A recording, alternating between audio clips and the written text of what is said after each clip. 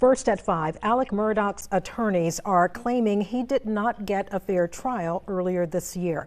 They filed a 65-page motion in Columbia yesterday. WSCV's Joseph Leonard went over that motion page by page. He is joining us now live from our Lowcountry newsroom with a breakdown. Alec Murdaugh's defense team is throwing some serious allegations at the Colleton County Clerk of Court. Now, they say Becky Hill played a hand in persuading jurors to find Murdaugh guilty of killing his wife Maggie and son Paul.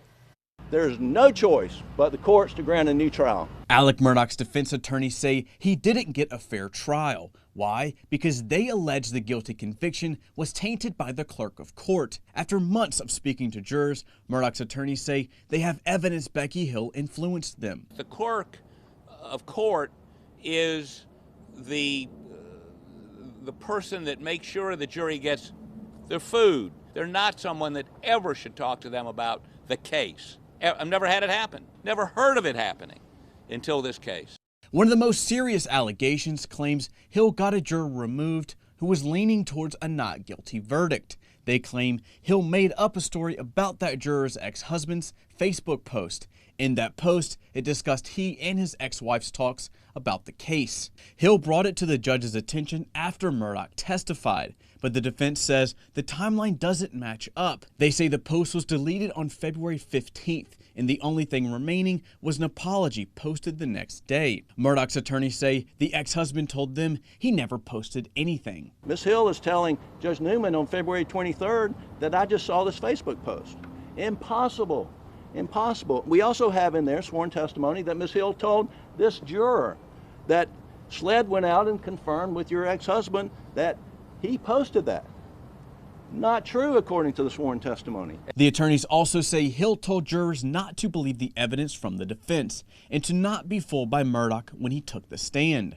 The clerk of court would go in to the sanctity of the jury room before he testified and tell the jurors, don't be fooled by his testimony. Watch out for his body language. They say Hill told jurors, quote, it shouldn't take us long, unquote, to find Murdaugh guilty once deliberations started. They also say Hill didn't allow anyone to take smoke breaks until they reached a verdict, but throughout the trial, she allowed it. The wall of silence from jurors was lifted after Hill's book was released in July, according to the attorneys. The first juror we talked to, we got information about Ms. Hill saying, don't be fooled.